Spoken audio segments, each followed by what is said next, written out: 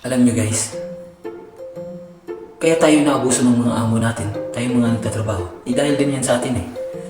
Kasi kapag nagtatrabaho tayo, binibigay natin lahat. Yung sipag natin, yung bilis ng trabaho. Kasi ganyan din ako guys eh.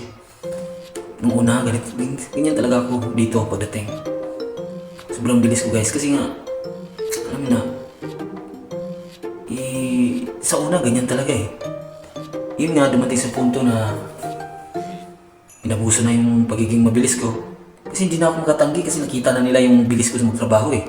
Kasi yung one time kasi guys, nag-jogging ako. Hindi ko napansin, may nakatingin pala sa akin na taga-agency namin. Nakita niya ako kung gaano ako kabilis guys nag-jogging. Papakita ko sa inyo guys ha. Kasi hindi ko alam kasi na nakunan pala ako ng video.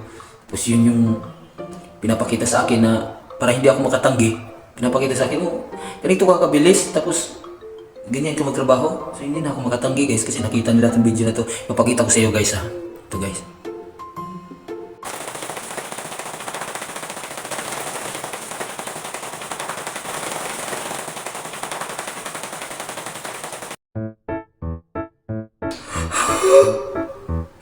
Yun yung ganyan guys. Kaya nga, sobrang pagod na guys. Ayaw nila ako patigilin dahil sobrang bilis ko. Grabe naman kayo. Sa susunod, hinaan ko na.